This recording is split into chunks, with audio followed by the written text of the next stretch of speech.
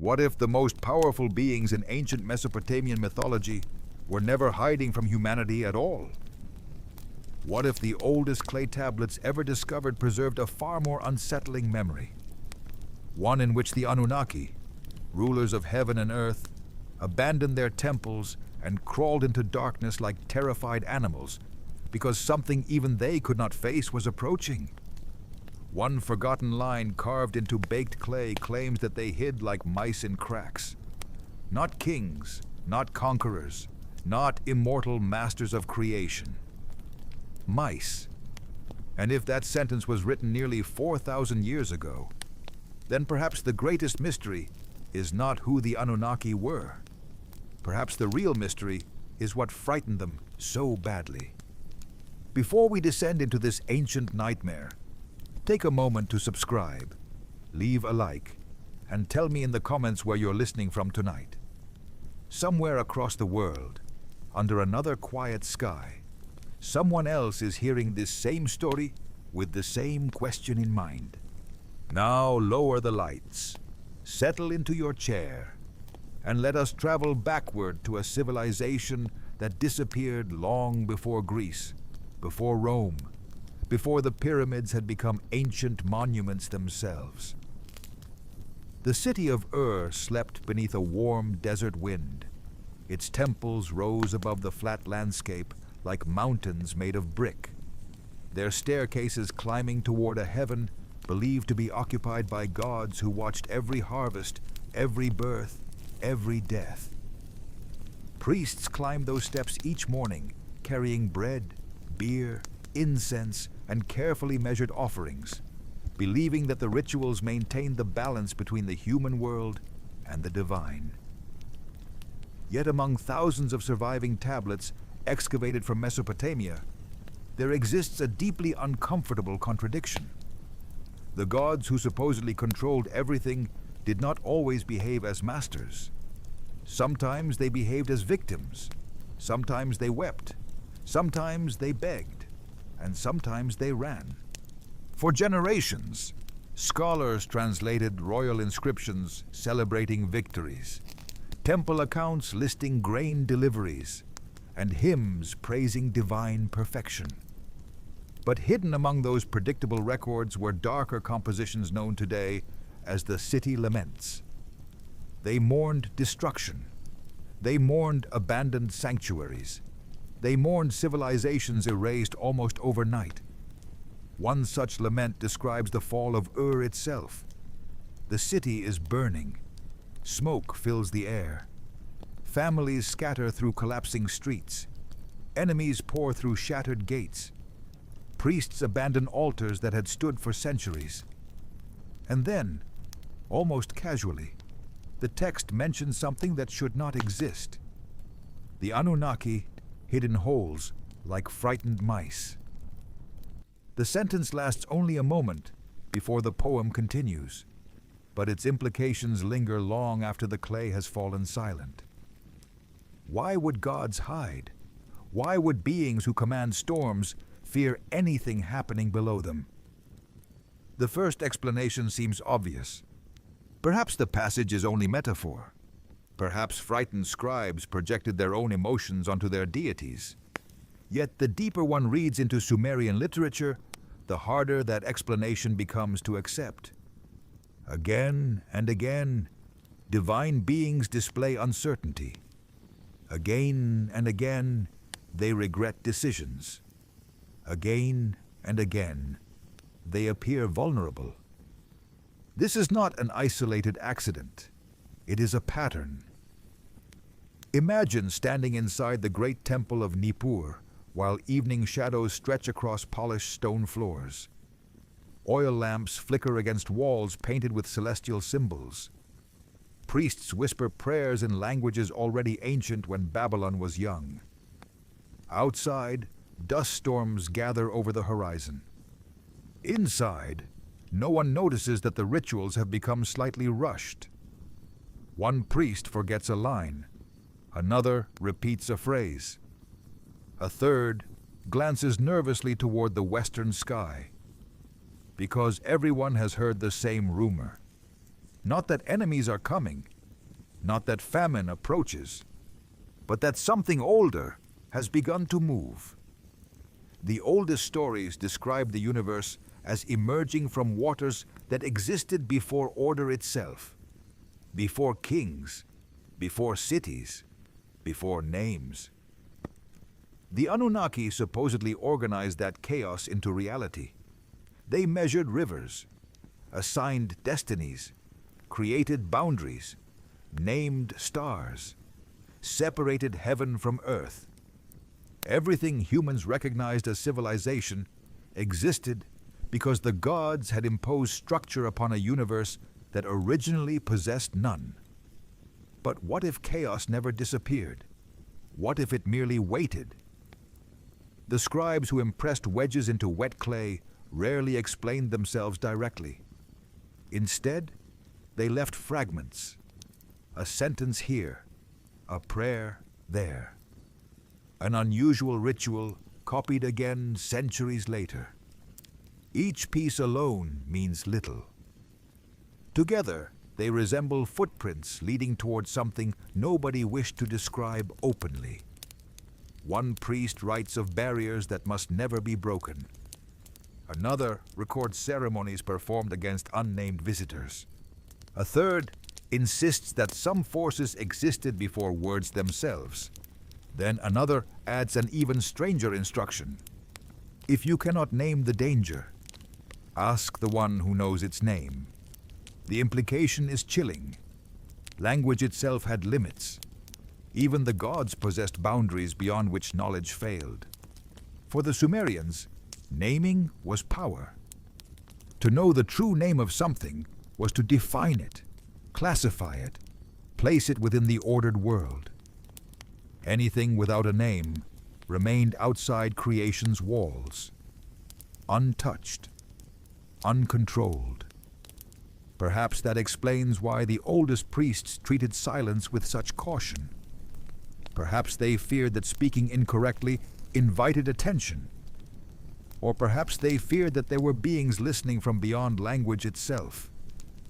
As night settled over Mesopotamia, temple fires continued burning. Offerings continued arriving. Incense drifted toward unseen heavens. Yet beneath every ritual lingered an unspoken possibility that somewhere beyond the stars worshipped by kings and priests, the Anunnaki themselves were listening for footsteps. By the time the first rays of sunlight reached the rooftops of ancient Nippur, the city was already awake. Merchants rolled open wooden shutters. Bakers carried steaming loaves into crowded streets. Children chased each other through narrow alleys, while scribes swept yesterday's dust from the entrances of their schools. From a distance, everything looked exactly as it had for generations. And yet, inside the temple libraries, another reality existed. Rows upon rows of clay tablets rested quietly on cedar shelves, each one preserving fragments of knowledge that few people would ever read. Priests copied them by hand, pressing tiny wedges into soft clay with astonishing patience, believing that memory itself was sacred. Among hymns celebrating kings and inventories recording sheep, barley, and silver, there were stranger texts. Texts that no one recited aloud during festivals. Texts copied only for initiated scholars. Texts whose warnings survived precisely because nobody fully understood them.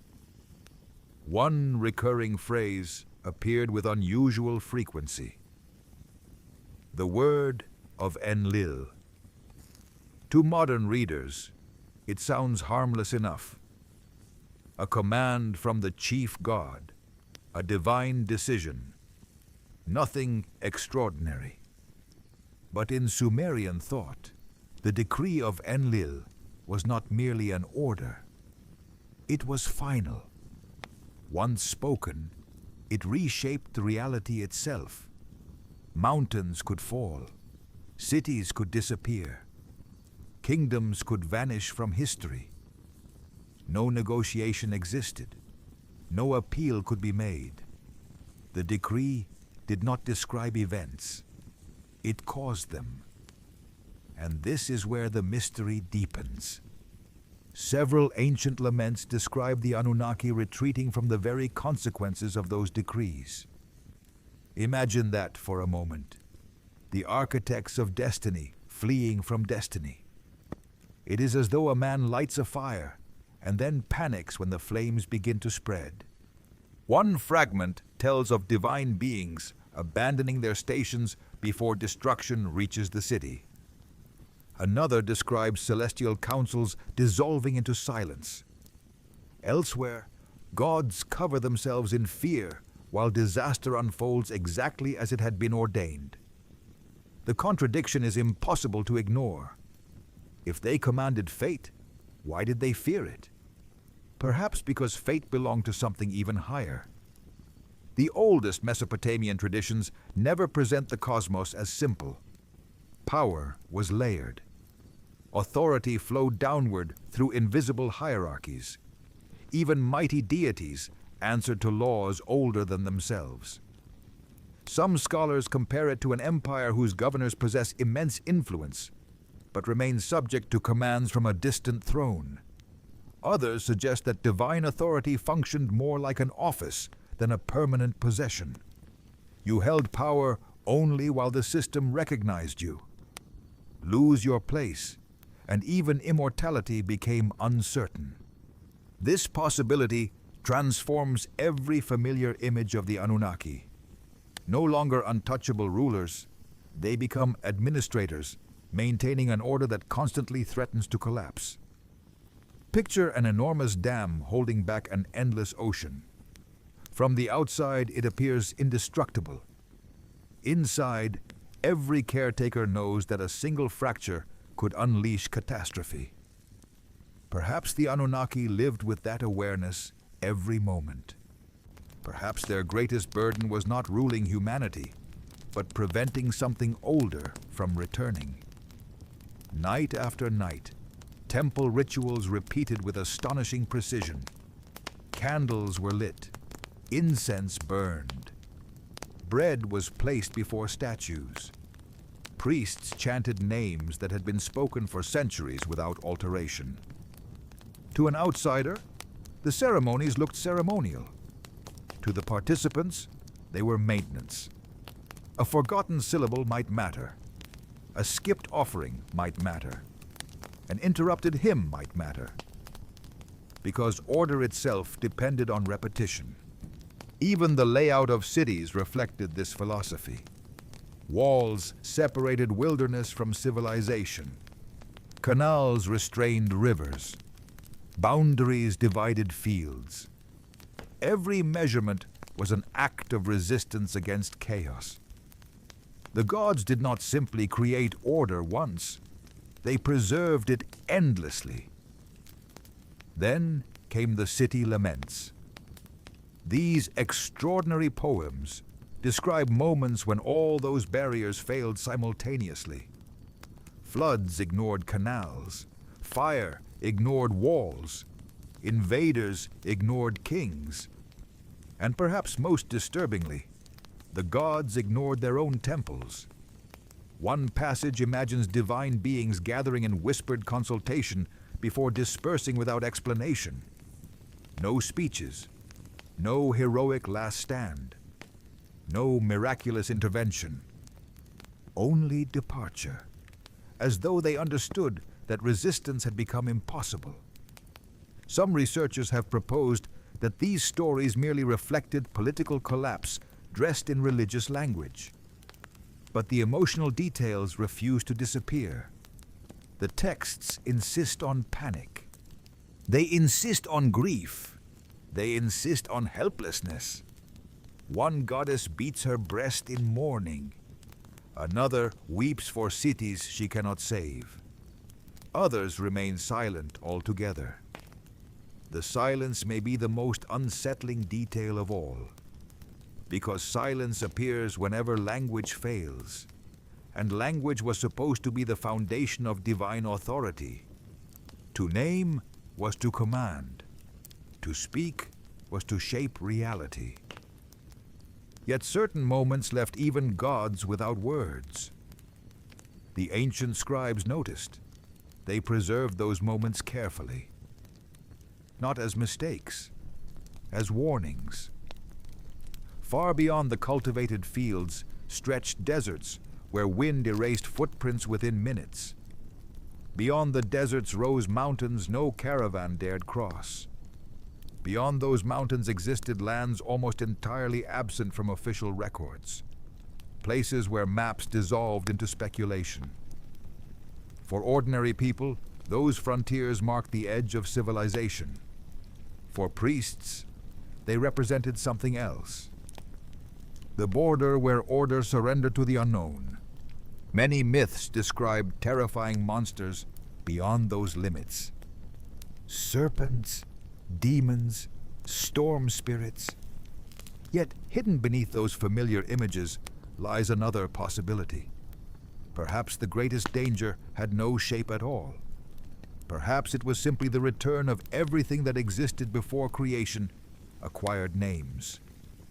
Late one evening, after the final offerings had been placed before the statues and the last worshippers had gone home, an elderly scribe remained alone in the archive. He rolled a fresh lump of clay across a wooden board. His stylus hovered. For several long moments, he did nothing. Then he pressed a single line. Not a prayer, not praise, only an observation copied from a manuscript already ancient in his own lifetime. The Anunnaki withdrew before the decree was fulfilled. He stared at the words, read them twice, and quietly added one final mark beneath them, as though even writing the sentence required protection. Outside, the temple bells continued ringing into the darkness. But somewhere beyond the reach of those familiar sounds, something had already begun to move. The flood did not begin with rain, at least not in the oldest memories preserved on clay. It began with a decision. Somewhere beyond the reach of human eyes, in the celestial assembly where destinies were measured and kingdoms weighed against eternity, the gods reached a conclusion that would echo across civilizations for thousands of years. Humanity had become too numerous, too noisy, too unpredictable. The balance had shifted. The decree was given. The waters would rise. For many listeners today, this sounds familiar. Every culture seems to preserve some version of a great flood. Noah in the Hebrew tradition, Utnapishtim in Babylon, Atrahasis in Akkadian literature. But hidden inside the oldest Mesopotamian versions is a detail so strange that it changes the entire story. The Anunnaki did not watch the flood with satisfaction. They watched it with terror. Imagine standing on a mountain while black clouds swallow the horizon. Rivers overflow their banks. Entire forests disappear beneath violent currents. Villages vanish without leaving a single roof above the surface. Now imagine that the beings who ordered this destruction begin to panic before the water even reaches its highest mark. Ancient texts describe them gathering in confusion. Some lift blazing torches over the darkness below. Some cry out in despair. Some weep. One passage says they were broken by the flood. Broken. Not challenged. Not inconvenienced. Broken. The wording is remarkable. Powerful beings who supposedly governed heaven suddenly appear emotionally overwhelmed by the consequences of their own command. The contradiction grows impossible to ignore. If the flood was part of their plan, why did they grieve? Perhaps because they realized too late that certain forces could not be controlled once unleashed. Think of a king who orders the gates open during a siege, believing his army will prevail, only to watch chaos spread beyond every calculation. The order belongs to him. The outcome no longer does. Some historians argue that these passages reflect human guilt projected onto divine figures. Others believe they preserve theological debates among ancient priests trying to explain catastrophe. But there is another possibility. Perhaps the Anunnaki feared not the flood itself, but what the flood awakened. Water occupies a unique place in Mesopotamian cosmology. Before mountains, before stars, before cities. There was only the deep, the limitless waters from which existence itself emerged. Creation was not viewed as making something from nothing. It was the act of imposing order upon an endless, living abyss. Every canal dug by human hands repeated that first divine act. Every wall built against the river echoed the original separation between chaos and civilization. The flood reversed all of it. Roads disappeared, boundaries vanished, fields became sea, names lost meaning beneath identical waves stretching toward every horizon. It was not merely destruction, it was unmaking. And perhaps that is why the gods trembled, because the waters represented something older than they were, the oldest layer beneath reality itself. Picture the temples of Ur disappearing one by one, the sacred staircases submerged, statues hidden beneath muddy currents, libraries dissolving into clay, priests clinging to rooftops while offerings float away into darkness. Then, picture invisible observers watching from above, not with confidence, but with growing horror. The flood does not distinguish between sinner and saint. It does not recognize kings. It does not respect divine architecture. It erases equally. The same force that destroys humanity also erases the symbols through which the gods exercise authority. No temples, no sacrifices, no hymns, no memory, only water. Perhaps that realization spread through the heavenly assembly like panic through a crowded marketplace. For what is a god without worship? What becomes of power when every voice falls silent? Some of the surviving myths describe divine beings gathering together as though seeking comfort from one another. Others portray them standing helplessly while destruction continues below. There is no dramatic intervention, no miracle halting the waters, no sudden reversal. Instead, there is waiting, watching, regret. One ancient line suggests the gods crouched together like frightened dogs. Another compares them to flies clustering near an offering once the flood finally recedes. These images are startling precisely because they strip away majesty. They reveal dependency. For perhaps the first time, the Anunnaki appear not as creators, but as prisoners of consequences. And somewhere, hidden beneath the poetic language, another possibility emerges. Maybe the flood was never entirely theirs. Maybe they opened a gate they could not close. The Sumerian imagination often treated the universe like a carefully maintained structure, held together through endless ritual. Every sunrise required order. Every harvest required order. Every spoken name reinforced order. The flood represents the temporary collapse of that entire system. If order can disappear once, it can disappear again. That thought alone would haunt any civilization, especially one whose gods depended upon permanence.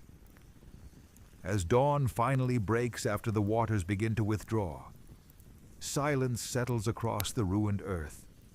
No birds, no markets, no temple bells, only drifting debris and endless mud. Somewhere, a lone survivor lights a fire. Smoke rises into the empty sky. According to later traditions, the gods immediately gather around the scent. Hungry, drawn by sacrifice, dependent once again upon human hands. It is a strangely intimate image. The immortals waiting for a single mortal to restore the connection between worlds.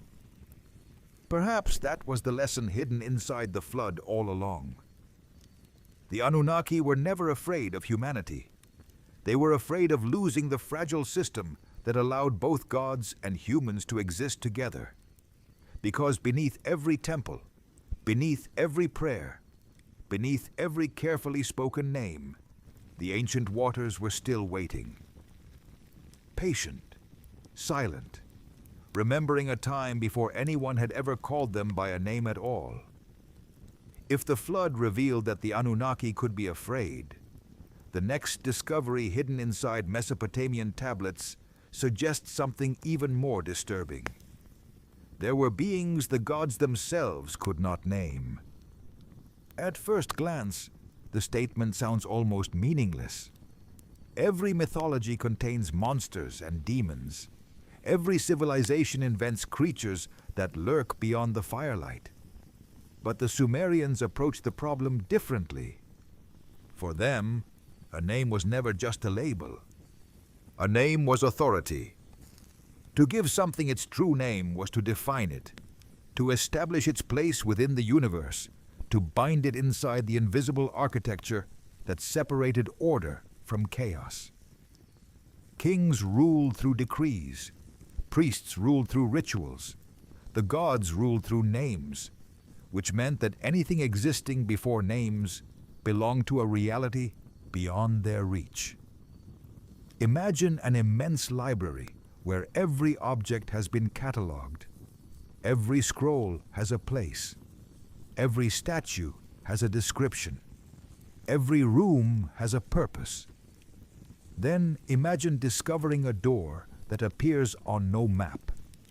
A room without records. Shelves containing books with no titles. The librarians can see them, but they cannot classify them. That is the feeling the oldest ritual texts seem to preserve. Among collections of protective incantations copied centuries after Sumer itself had faded, priests repeatedly invoked defenses against beings described in astonishingly vague language. Not demons, not ghosts, not rival gods. Instead, they speak of those who existed before the first naming, those who came from where no order had yet been established, those who belonged to the time before language. The descriptions stop there, almost as if the scribes refuse to continue. This silence becomes more unsettling the longer one thinks about it. Throughout Mesopotamian religion, nearly everything has a genealogy. Cities have founders. Gods have parents. Mountains have origins. Even monsters usually descend from older beings. Yet these mysterious entities seem disconnected from every family tree. They simply are.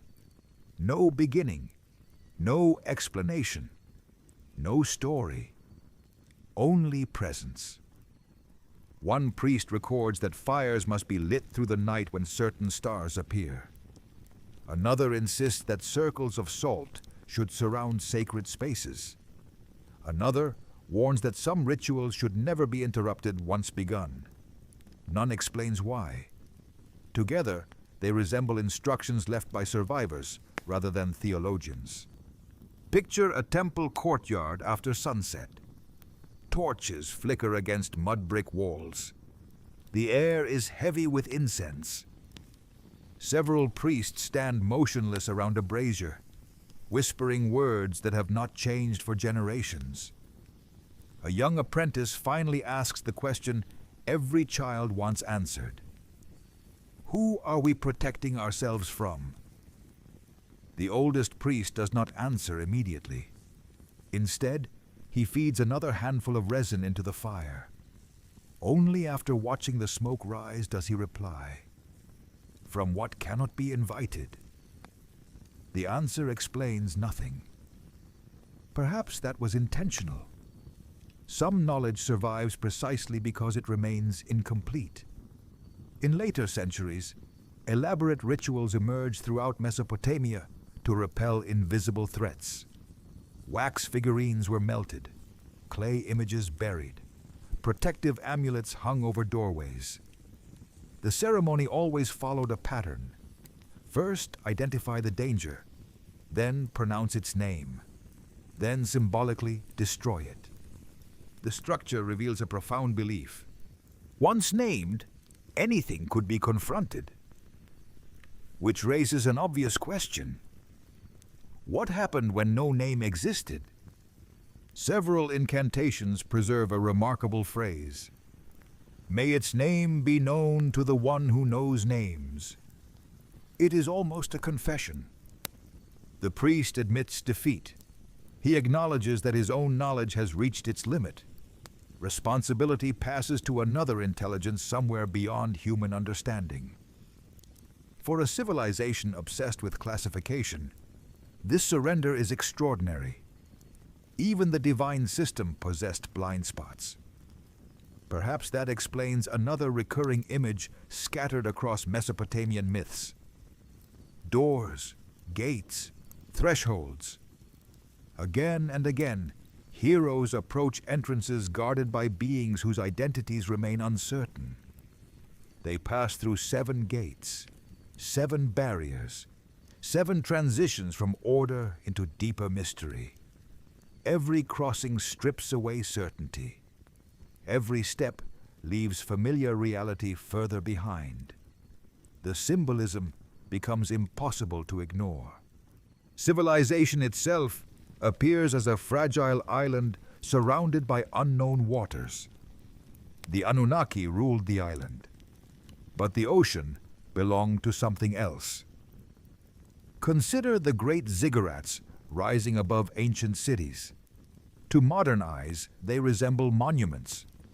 To their builders, they may have represented ladders connecting worlds. Each ascending terrace imposed geometry upon Earth. Each measured angle defied randomness. The very act of construction proclaimed that chaos could be organized. But beneath every foundation lay untouched soil. Beneath every carved brick rested the original Earth, untamed, unnamed, waiting. Perhaps the priests understood this better than anyone. Perhaps that is why rituals never truly ended. The final prayer of one ceremony became the opening prayer of the next.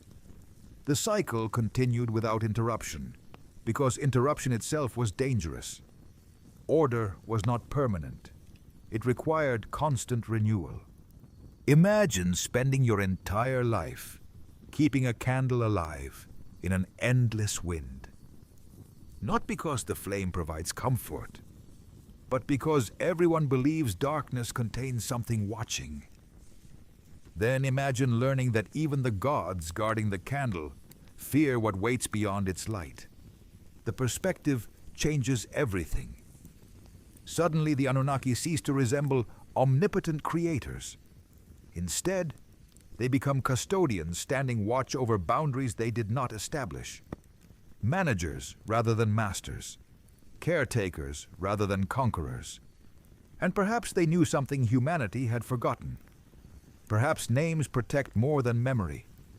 Perhaps language itself is a wall. A fragile wall. One crack appears. Then another. A forgotten prayer. A neglected temple. A city abandoned beneath drifting sand. Slowly the names disappear, one by one, until eventually only silence remains. The Sumerians believed silence was never empty. It listened. Somewhere beyond the last spoken word, beyond the final inscription pressed into cooling clay, beyond the reach of priests and kings alike, there existed a realm untouched by definition. No maps described it. No hymns celebrated it.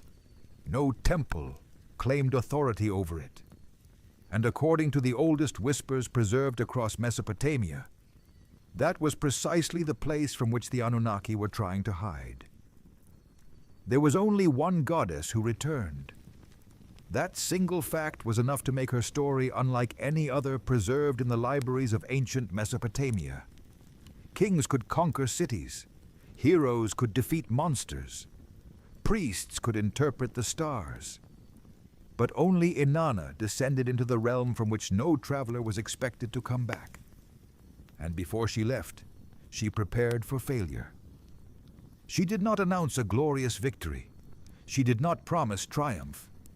Instead, she called her faithful servant and gave precise instructions. If 3 days pass and I do not return, seek help. The words are astonishing. A goddess making plans for her own disappearance. A divine being acknowledging uncertainty. A ruler of heaven accepting that she might never come home. For the people who first heard this story, the message would have been impossible to ignore.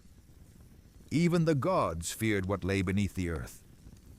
The Sumerians called it the land of no return, not because no roads led there, but because nothing that entered was supposed to leave. Imagine approaching its entrance. No towering gates of gold, no rivers of fire, only silence. A silence so complete that every footstep sounds like an intrusion. The sky above fades into gray. Colors lose their brightness. Even memory seems heavier. At the first gate, Inanna is ordered to surrender her crown. She obeys. At the second, her earrings. At the third, her necklace. At every threshold, another symbol of authority is removed. Jewels disappear. Robes vanish. Sacred objects are taken away one by one, until the Queen of Heaven stands stripped of everything that once identified her. Many readers interpret this as ritual symbolism, but perhaps it describes something more unsettling. Perhaps the underworld simply does not recognize status. Titles mean nothing. Power means nothing. Names themselves begin to lose their force. Each gate peels away another layer of identity until only the individual remains. Or perhaps not even that. Imagine if every achievement you had ever earned vanished one after another, your profession forgotten, your family unable to remember your face, your language dissolving, your own name slipping beyond reach.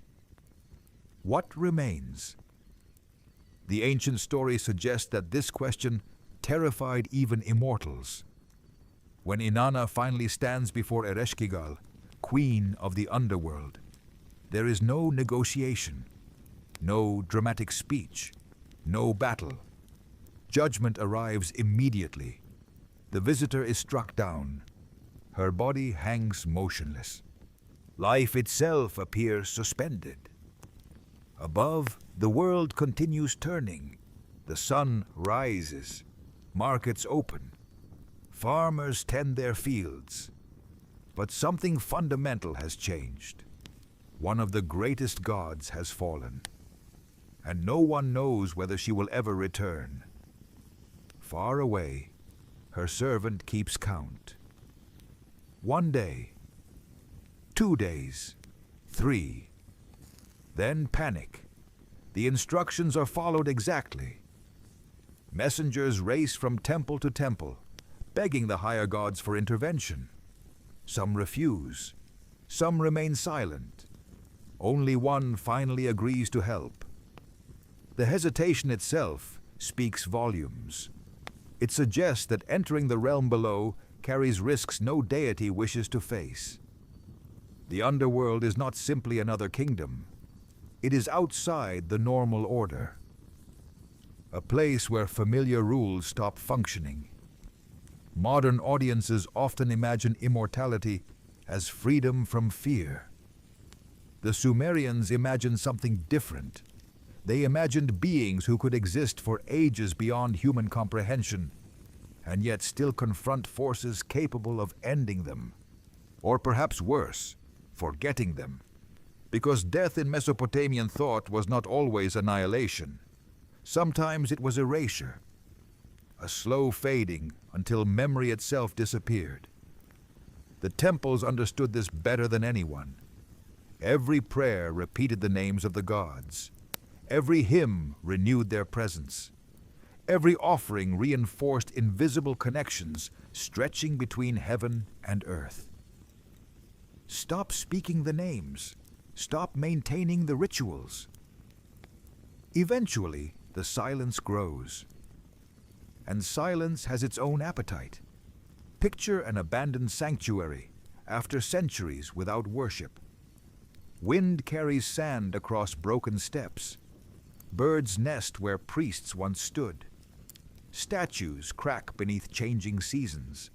The inscriptions weather away until only fragments remain. A traveler pauses beside the ruins. He wonders who was honored here. No answer comes. If a god depended upon remembrance, this moment would be terrifying. Not violent, not dramatic.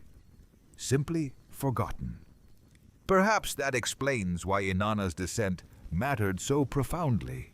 She crossed into the only place where remembrance itself became uncertain. Every gate threatened not merely her life, but her identity. Every step risked becoming permanent.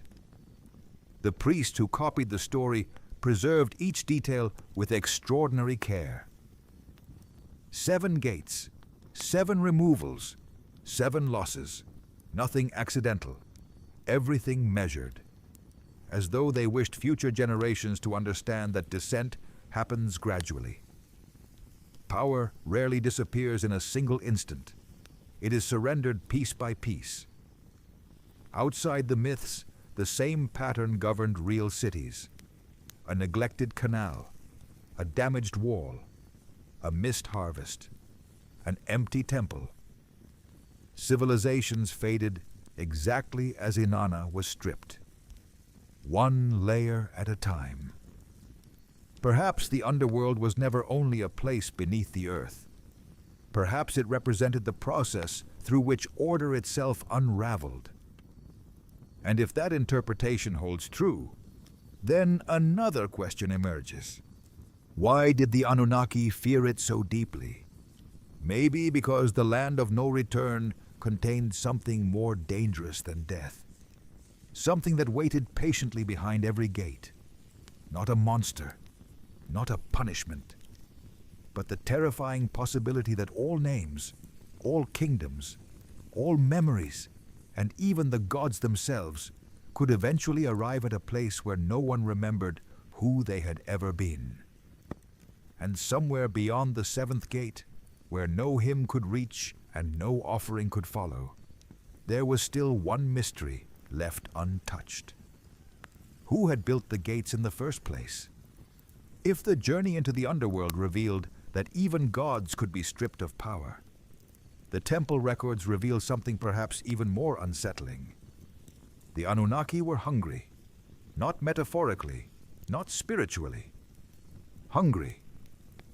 For centuries, archaeologists uncovered thousands of administrative tablets from ancient Mesopotamia. At first glance, they appeared painfully ordinary. Lists of grain deliveries, beer allocations, livestock inventories, temple expenses, daily accounts written by meticulous scribes who never imagined anyone would read them 4,000 years later. But hidden inside those endless numbers lies one of the greatest secrets of Sumerian religion. Every single day, enormous quantities of food were prepared for the gods. Bread, beer, fish, lamb, dates, oil, honey. Entire kitchens existed solely to feed divine statues. Morning offerings, midday offerings, evening offerings. Everything measured, everything recorded, nothing forgotten. Why? The simplest answer is obvious. The food symbolized devotion. The priests prepared meals to honor invisible beings who did not physically consume them.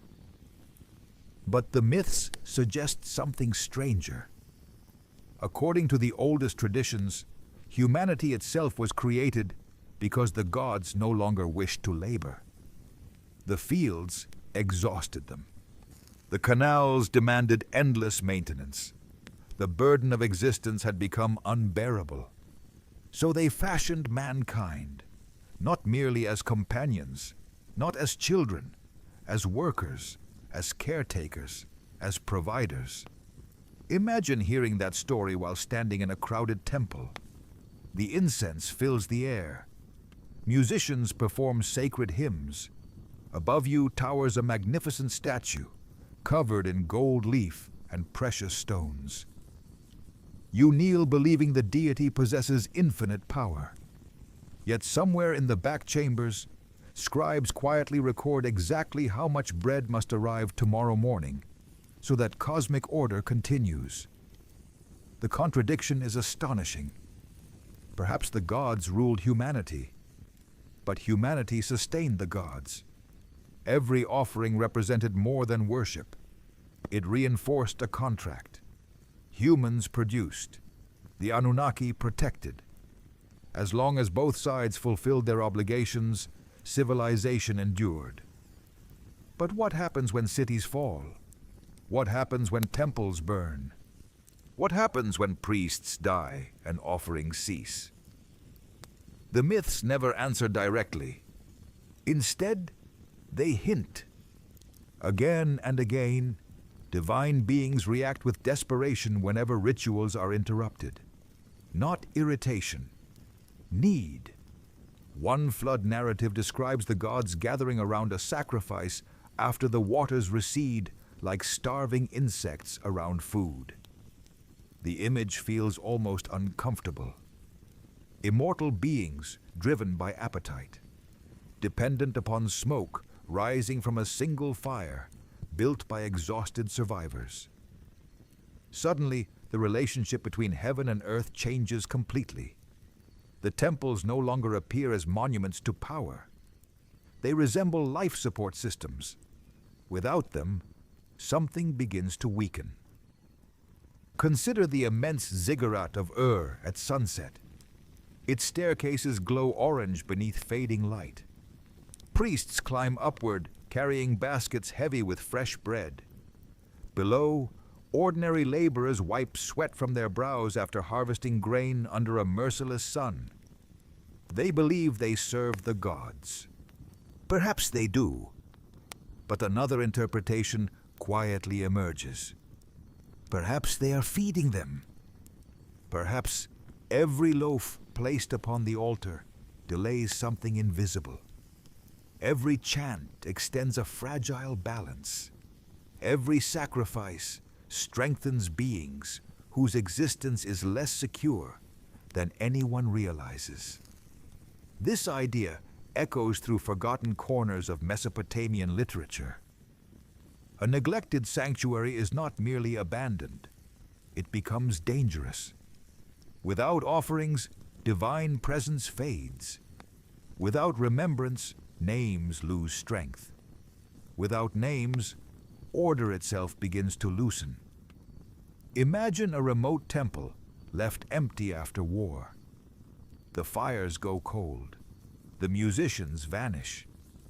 Dust settles across silent courtyards. Weeks become months. Months become years. Eventually, the roof collapses. Travelers pass without recognizing whose house it once was. If memory sustains existence, then this forgotten ruin becomes something far more tragic than broken architecture. It becomes starvation, not of people, of gods. Some scholars believe these traditions reflected economic realities projected onto religion.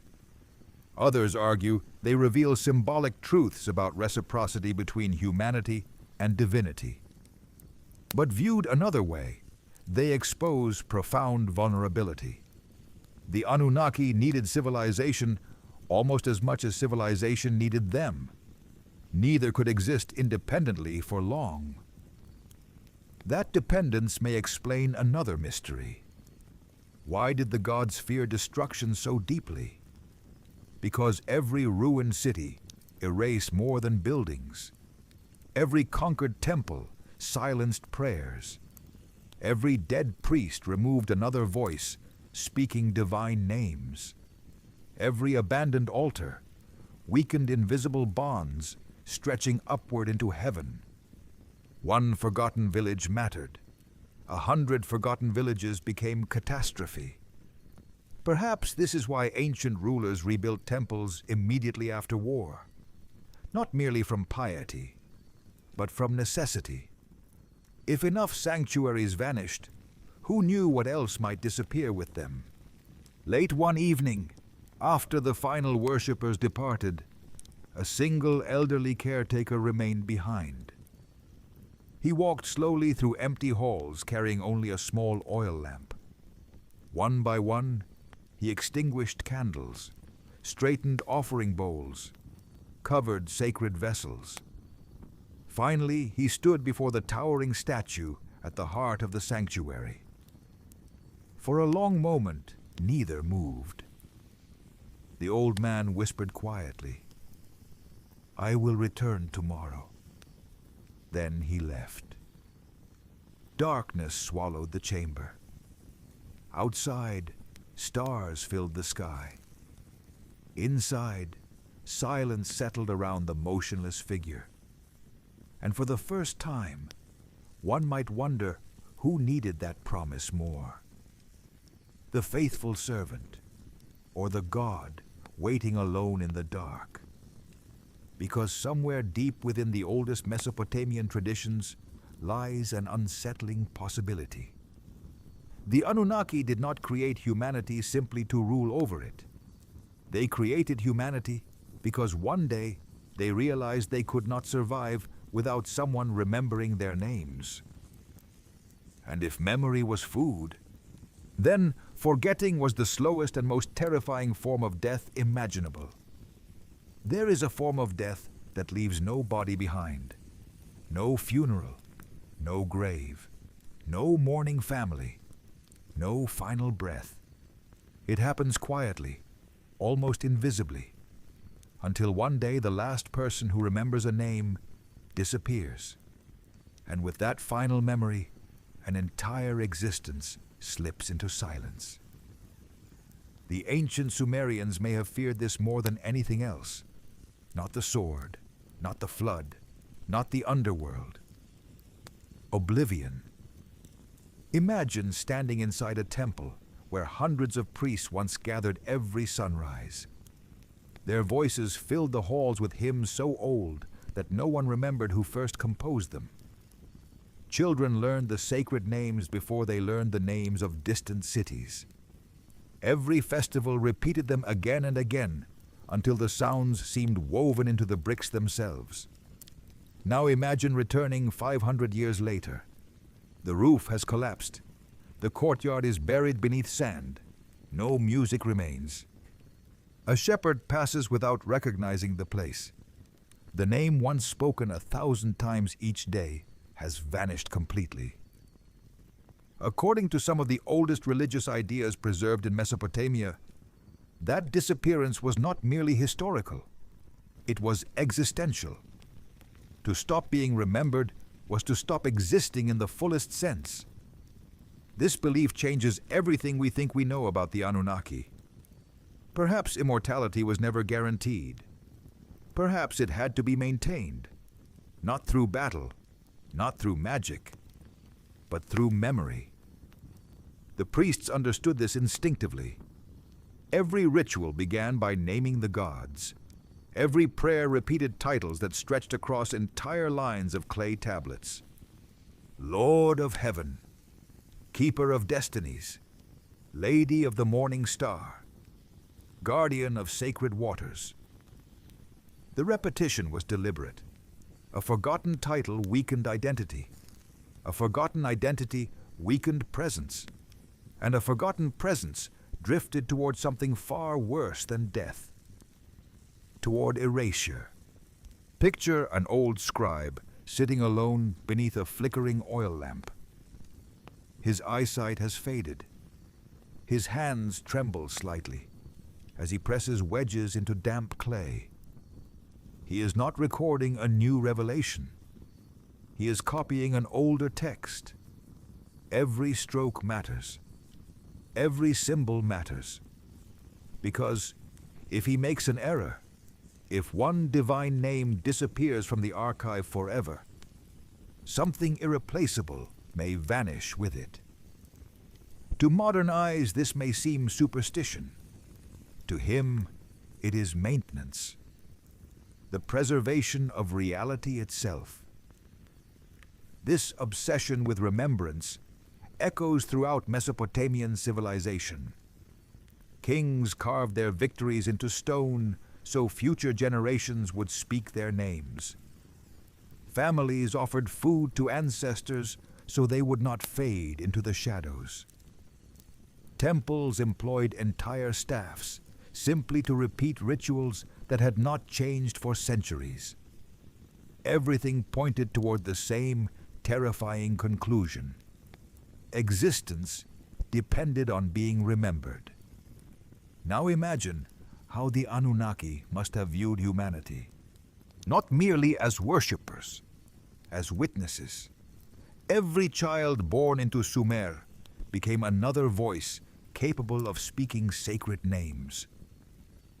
Every new temple became another anchor preventing divine oblivion. The relationship was deeper than devotion. It was mutual survival. Then history intervened. Cities fell. Empires collapsed. Languages changed. Conquerors replaced one pantheon with another. Generation after generation forgot the old gods. The names that once echoed across Mesopotamia survived only in damaged tablets buried beneath ruined palaces. For centuries, no one spoke them aloud. What happened during that silence? Did the Anunnaki simply cease to matter? Or did something happen to them that the ancient priests had feared all along? One fragment preserved in a hymn hints at an unsettling possibility. It speaks of a god who became as one who had never been, not defeated, not imprisoned, simply erased from living memory. The phrase is haunting, as one who had never been. Imagine waking tomorrow to discover that every photograph of you has disappeared, every record erased. Every friend insists they have never met you. Every achievement belongs to someone else. Your house has another owner. Your books bear another name. You still exist. But nowhere in the world is there proof that you ever did. That is the horror hidden inside the old texts. Oblivion is not destruction. It is subtraction. Piece by piece.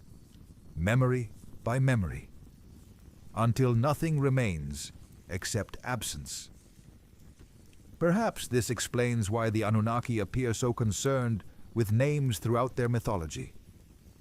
They measure, catalog, assign, define. To name something is to rescue it from chaos.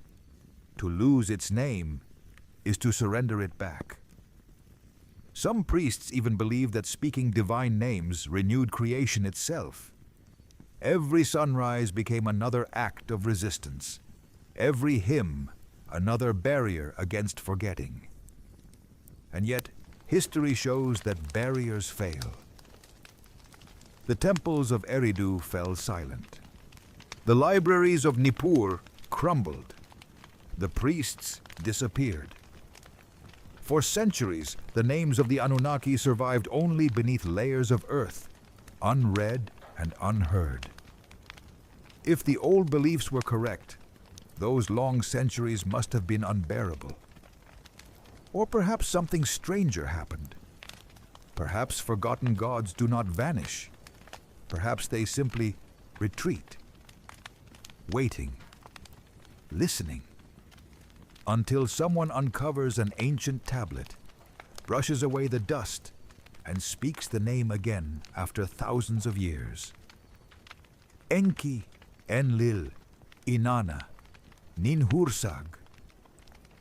The sound returns to the air. A memory awakens. A connection, however faint, is restored. Could that be why the scribes copied their texts with such obsessive care? Not because they expected their own civilization to survive forever, but because they hoped someone, somewhere, in an unimaginably distant future, would read the words aloud once more. Tonight, as you listen, names forgotten for millennia pass through your mind again. The old temples remain in ruins. The priests are long gone. The fires have burned out. Yet the names live for another moment. And perhaps that was always enough. Because somewhere beneath the sand of ancient Mesopotamia, where shattered tablets still sleep in darkness, another forgotten name may still be waiting. Not for discovery, but for remembrance. And if memory can preserve a god, what else might it accidentally awaken? Every empire fears enemies beyond its borders. The Anunnaki feared something closer. They feared one another. When people imagine ancient gods, they often picture a united council ruling the world from above, acting with one purpose and one will. But the oldest Mesopotamian traditions paint a very different portrait. The heavens were not peaceful. They were political. They were divided. They were unstable. And beneath every ceremony lay the possibility of betrayal. The first hint appears in stories so old that even later Babylonian scribes copied them with visible caution. The gods argue. They compete. They deceive. They challenge authority. Sometimes they wage wars that reshape heaven itself. Power was never permanent. It could be taken. Perhaps nowhere is this clearer than in the tale of the Tablets of Destiny. To modern ears, they sound like mythical artifacts. But to the people who first heard the story, they represented something terrifying. Authority itself had been placed inside an object. The ability to command reality was not inseparable from the ruler. It could be stolen. Imagine a king whose entire kingdom depends not on his army or wisdom, but on a single crown. Remove the crown, and every soldier immediately obeys someone else. Now imagine that crown lying unguarded for only a moment. According to the ancient tradition, that is exactly what happened. The mysterious figure known as Zu seized the Tablets of Destiny.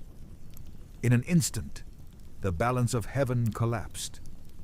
The supreme authority of Enlil no longer guaranteed obedience. The entire cosmic hierarchy trembled. What makes the story remarkable is not the theft itself. It is the panic that follows. The gods do not react as omnipotent beings. They hesitate. They gather. They debate.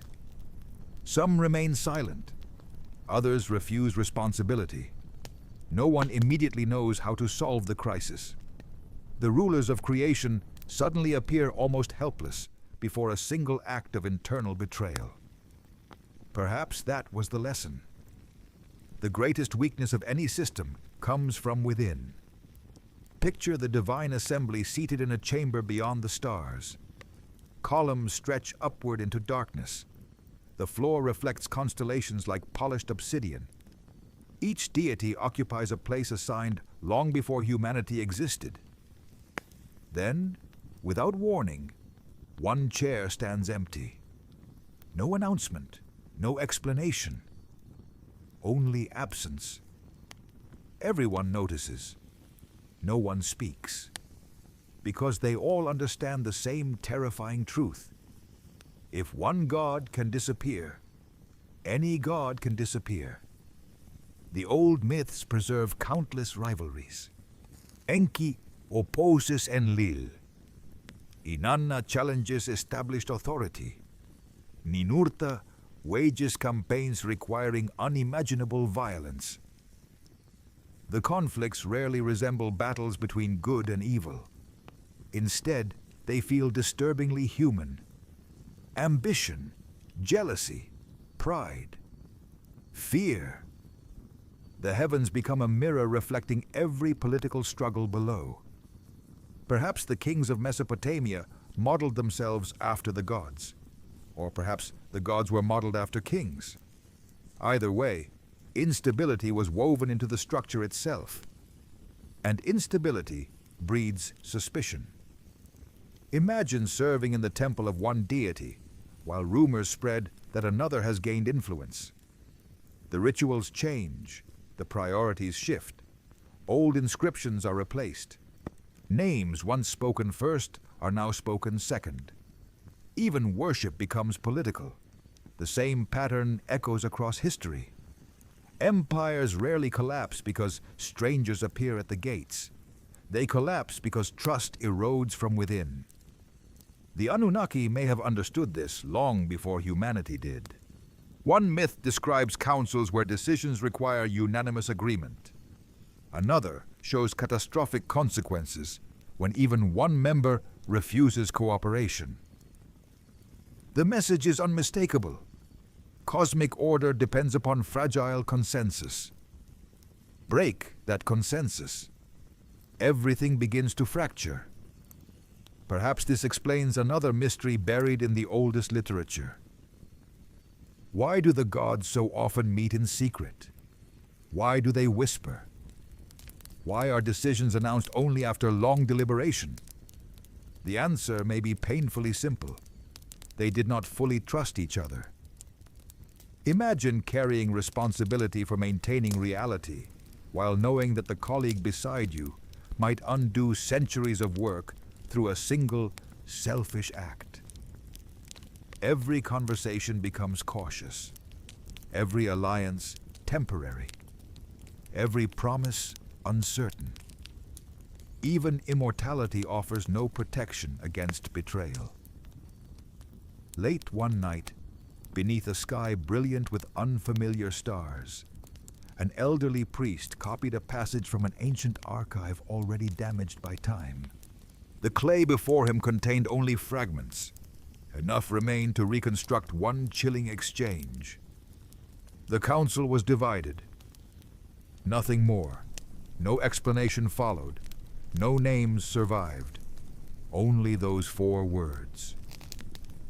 The council was divided. History teaches that civilizations often perish shortly after reaching such moments. Not because enemies become stronger, because unity disappears. Perhaps heaven followed the same law. Perhaps the Anunnaki spent less time defending themselves against monsters than against the ambitions of their own companions. And if that was true, another possibility emerges. Maybe the mysterious force they feared did not attack directly at all. Maybe it only waited patiently until distrust spread through the divine assembly, until alliances weakened, until certainty dissolved, until the guardians themselves no longer believed in one another. For what army could ever conquer beings who command the stars? Perhaps none, but division could. As dawn approached over the temples of ancient Sumer, priests once again climbed their sacred staircases, carrying bread and incense. They believed they were serving eternal powers. They believed heaven stood united above them. They could not see the invisible fractures widening beyond the clouds, could not hear the whispered arguments, could not know that somewhere, hidden behind ceremonies and hymns, the rulers of creation had already begun looking over their own shoulders.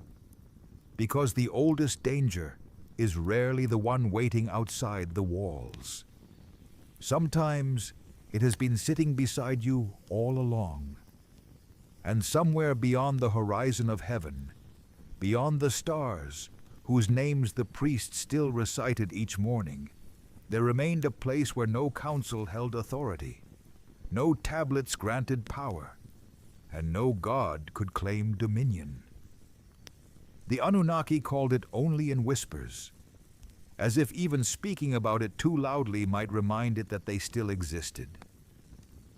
Beyond the last city, beyond the final cultivated field where irrigation canals surrendered to dry earth, beyond the mountains that caravans rarely crossed and maps seldom described, the Sumerians believed there was another frontier. Not a kingdom, not an empire, not even another world. Simply beyond. They called it by different names in different ages, but all of them hinted at the same impossible idea. There existed a place outside the order that even the gods had established. A horizon beyond heaven itself. Imagine climbing to the highest terrace of the great ziggurat at Ur.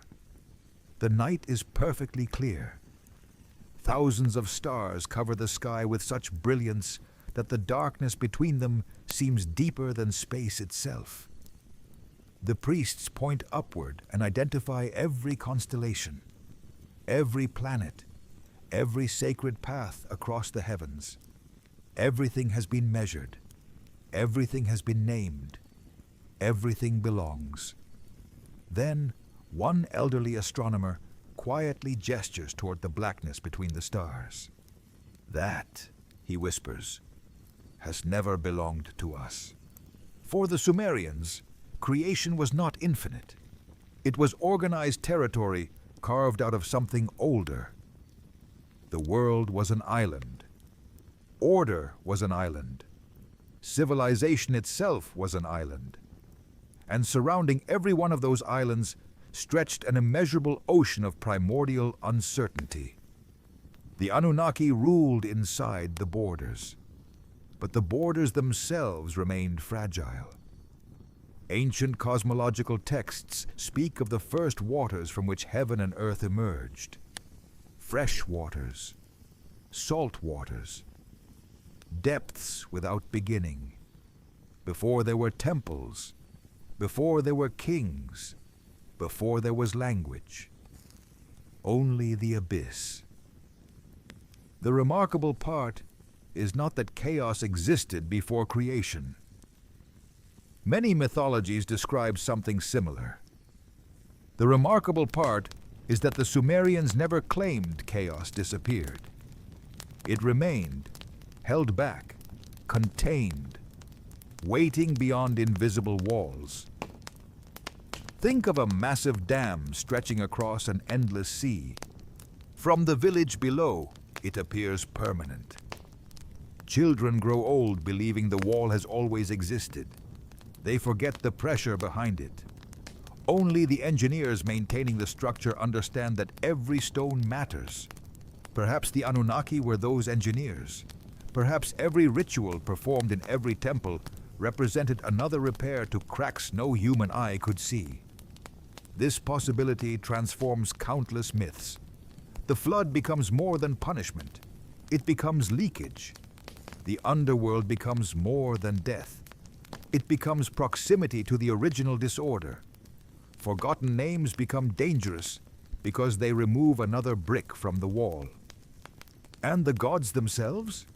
Perhaps they spent eternity patching fractures while pretending absolute confidence. One obscure tradition hints that not all divine powers had access to every secret. Some destinies remained hidden. Some mysteries remained inaccessible. There were places even the highest gods could not enter, knowledge they could not obtain, doors they could not open. For beings worshipped as omniscient, this limitation is startling. Imagine discovering that the guardians of reality possess maps with blank spaces, not because they forgot, because they have never been there. Perhaps those blank spaces terrified them more than armies ever could. The ancient scribes occasionally refer to treasures that were never distributed, powers that remained beyond reach, laws not yet revealed. The implication is extraordinary. Creation itself was unfinished. There were still possibilities waiting outside the known world. Perhaps this explains why the oldest myths feel less like celebrations and more like maintenance logs. Again and again they focus not on triumph, but preservation. Not conquest, but containment. Not victory, but endurance. Picture a lonely watchtower standing at the edge of civilization. One guard remains awake through every night while everyone else sleeps peacefully behind the walls. The city believes he watches for enemies. Only the guard knows he is listening. Listening for movement in the darkness. Listening for something that has no footsteps, no voice, no shape. Only presence. Perhaps that was the role of the Anunnaki, not rulers, watchmen. One story preserved in fragments tells of divine beings gazing beyond the horizon and falling silent. No explanation survives, only silence. For a culture where speech itself created order, silence carried enormous weight. Silence meant uncertainty. Silence meant limits. Silence meant there were questions no one wished to ask aloud. Imagine the great council assembled beneath celestial vaults. The oldest among them rises. He does not issue commands. He does not announce war. He simply points toward the darkness beyond creation. Every conversation stops. No one argues. No one challenges him. Because they all know the same truth. There are places where names cannot reach. And if names cannot reach, neither can power. The people below never suspected any of this. Farmers continued planting barley.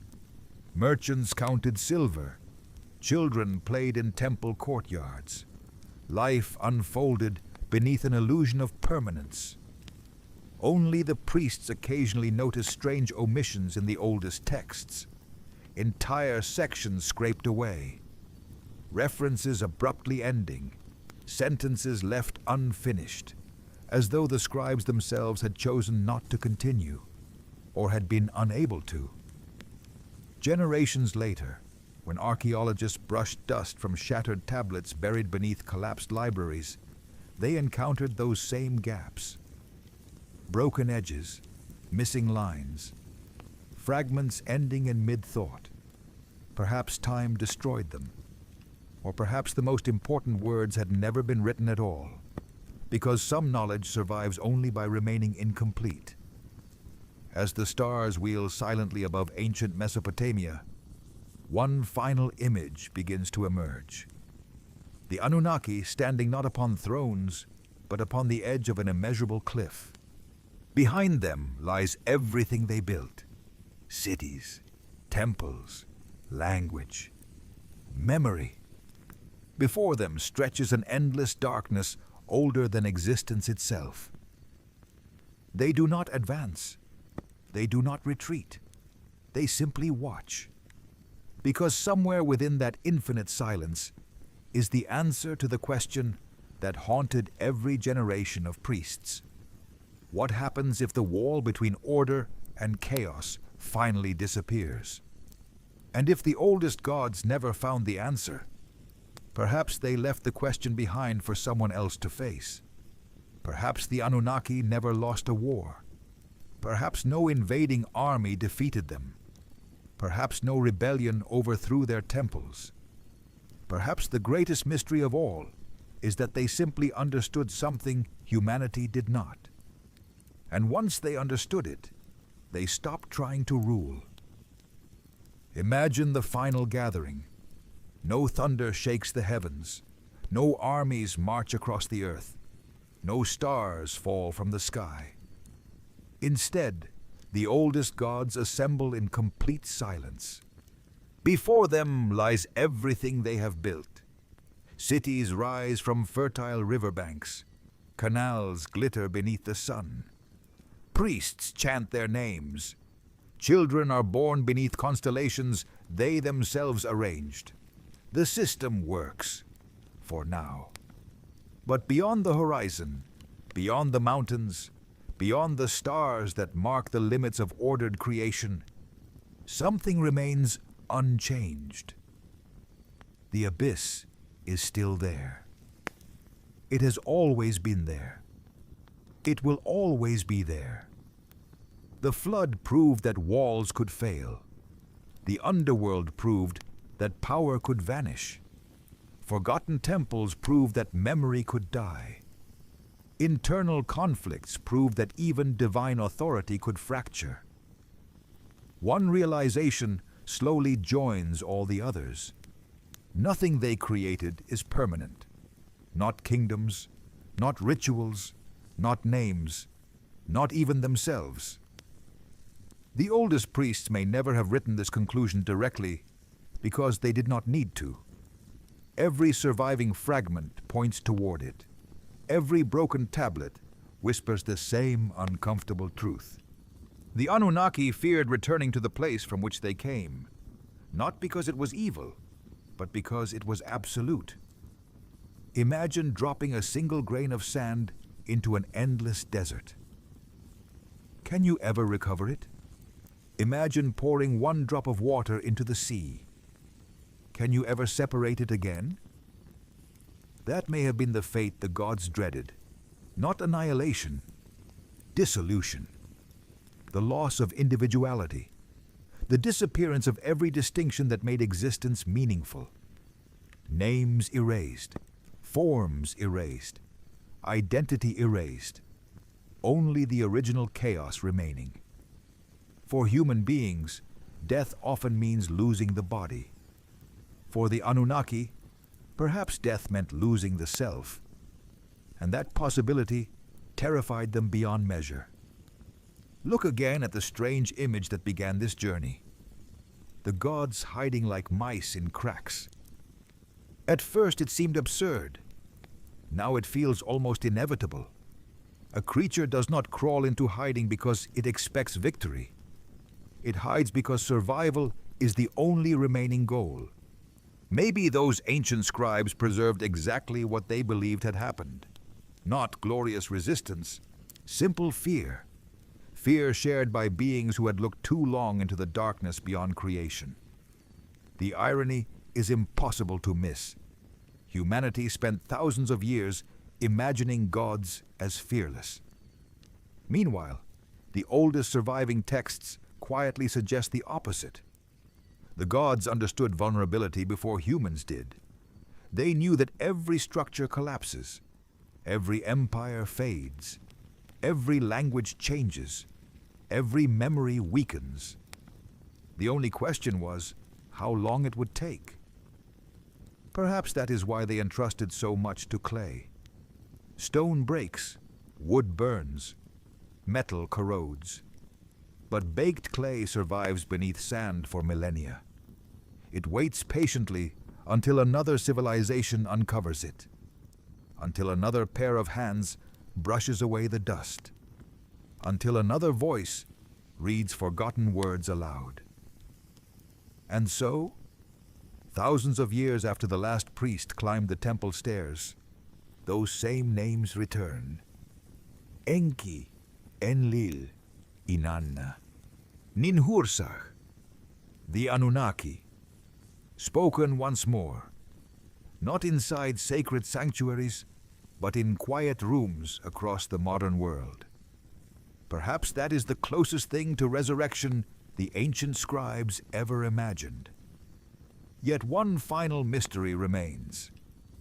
Archaeologists continue to excavate Mesopotamia. Every year, new tablets emerge from beneath collapsed libraries and buried palaces. Some contain business records, some contain hymns, some preserve stories no one expected to find. Many remain untranslated. Thousands of fragments still sit inside museum collections, waiting for scholars to piece them together. Among them may lie the missing lines, the sentences broken in half, the explanations that vanished when cities burned. Or perhaps they contain something even stranger. Perhaps the scribes intentionally left the ending unfinished, because there was no ending. Only vigilance, only waiting, only the endless effort to preserve order against a reality that constantly presses inward. Tonight, as the world around you grows quiet, imagine the ancient temples once more. The fires have gone out. The musicians have fallen silent. The priests are dust. The kings are names carved into broken stone. But somewhere beneath layers of earth, hidden from sunlight for 4,000 years, countless tablets still sleep. On one of them, there may be a sentence no living person has read, a warning, a confession, or perhaps only a single line written by a tired scribe before extinguishing his lamp. We kept watch until the end. Then nothing. No final explanation, no triumphant conclusion, only silence. And maybe that silence is the most honest answer the ancient world could leave behind. Because after everything the tablets reveal, the floods, the betrayals, the forgotten names, the hunger, the underworld, the chaos beyond the stars, the greatest secret is not what the Anunnaki were running from. It is the possibility that they never escaped it. That somewhere beyond memory, beyond language, beyond the reach of every prayer ever whispered beneath the Mesopotamian sky, the nameless darkness is still exactly where it has always been. Waiting, patiently, for the last name to be forgotten.